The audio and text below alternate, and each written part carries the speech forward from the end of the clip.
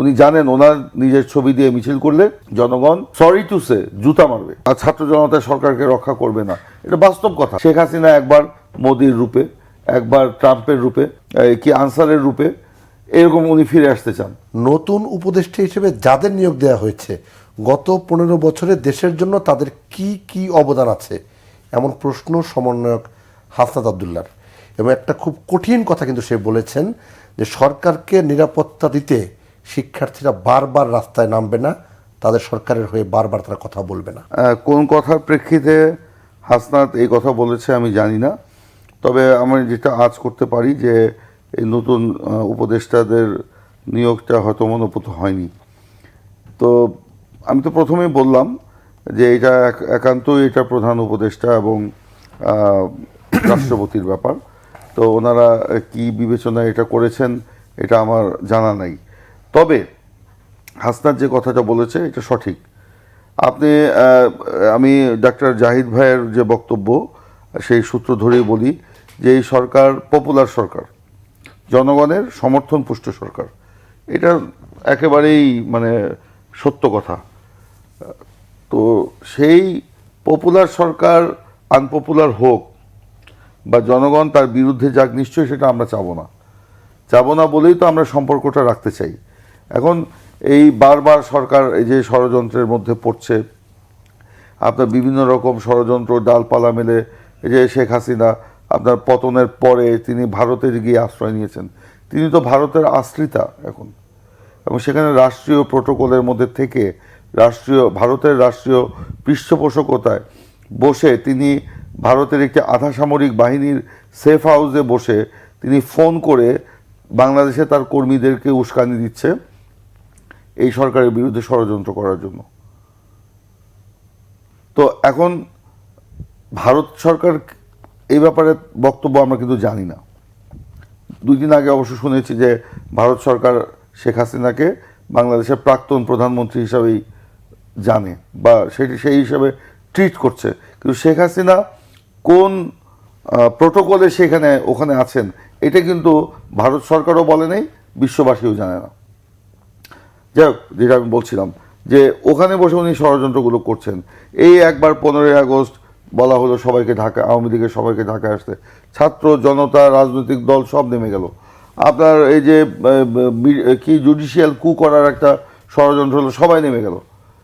আনসারদের দিয়ে একটা করা হলো, সবাই নেমে গেল। সম্প্রতি এই যে 10ই ডিসেম্বর নূর হোসেন দিবসকে কেন্দ্র করে ট্রাম্পের ছবি নিয়ে তাকে মিছিল করতে বলেছে। সেই মিছিলে আওয়ামী লীগের পরিকল্পনা ছিল নিজেরাই নিজেদের মিছিলে হামলা করে নিজেদের লোক দিয়ে সে ছবি তুলে রেখে ট্রাম্পের কাছে পাঠাবে যে তোমার রাষ্ট্রপতি নির্বাচিত হওয়ায় বাংলাদেশে আমরা অভিনন্দন জানিয়েছি। সেই অভিনন্দনকে ডক্টর ইউনূসের নেতৃত্বে যে সরকার, সেই সরকারের লোকেরা বাধা দিয়েছে বা হামলা করেছে। রাজনীতির কত দেউলিয়াপনা হলে শেখ হাসিনা আজকে এই কাজটি করতে পারে? আরেক দেশের রাষ্ট্রপতি নির্বাচিত হয়েছে, বাংলাদেশে ওনার নিজের ছবি দিয়ে উনি কেন মিছিল করতে বললেন না? কারণ উনি জানেন ওনার নিজের ছবি দিয়ে মিছিল করলে জনগণ ধিক্কার দিবে, সরি টু সে জুতা মারবে। কারণ শেখ হাসিনা হচ্ছে গণহত্যাকারী, গণতন্ত্র বিরোধী। তার শুধু হাতে না, তার সারা শরীরে রক্তের দাগ। সেই কারণে মানুষ কিন্তু তাকে ঘৃণা করে। এখন শেখ হাসিনা একবার মোদির রূপে, একবার ট্রাম্পের রূপে, একবার আপনার কি আনসারের রূপে, এরকম উনি ফিরে আসতে চান। তো আমরা যে কথা বলছিলাম যে ষড়যন্ত্র, যে আমরা ছাত্র জনতা সরকারকে রক্ষা করবে না, এটা বাস্তব কথা। সেই কারণেই তো আমরা দ্রুত নির্বাচন চাচ্ছি। জি, সেই কারণে আমরা বলছি এই ষড়যন্ত্রগুলো যাতে না হয়। একটা রাজনৈতিক নির্বাচিত সরকার ক্ষমতায় থাকলে এই ষড়যন্ত্রগুলো তারা শক্তভাবে মোকাবেলা করতে হবে। আজকে জাহিদ ভাই যে কথা বললেন যে রাজনৈতিক দলগুলোর সাথে সরকারের নিবিড় যোগাযোগ কিন্তু নাই। যোগাযোগ যে নাই তা বলা যাবে না, কিন্তু একেবারেই নিবিড় যোগাযোগ নাই। সরকার কি করছে, কি করবে, কোনো কিছুই কিন্তু রাজনৈতিক দলগুলো জানে না। অথচ রাজনৈতিক দলগুলো হচ্ছে মেইন স্টেক হোল্ডার। আপনার সঙ্গে তো বৈঠক হয়েছে, এইটা হলো এজেন্ডা ভিত্তিক বৈঠক, আধা ঘন্টার টাইম দিয়ে। একটা রাজনৈতিক দলের সাথে আপনি যখন সংলাপ করবেন সামগ্রিক বিষয় নিয়ে, সেখানে বর্তমান পরিস্থিতি পর্যালোচনা থাকবে, সংস্কারের ব্যাপারে আলোচনা থাকবে, নির্বাচনের ব্যাপারে আমাদের মতামত থাকবে। সেটা নিয়ে নিশ্চয়ই আধা ঘন্টা কোনো টাইম না। ওখানে গিয়ে চা খেতে খেতেই তো আধা ঘন্টা টাইম পার হয়ে যায় পরিচয় হতে হতে।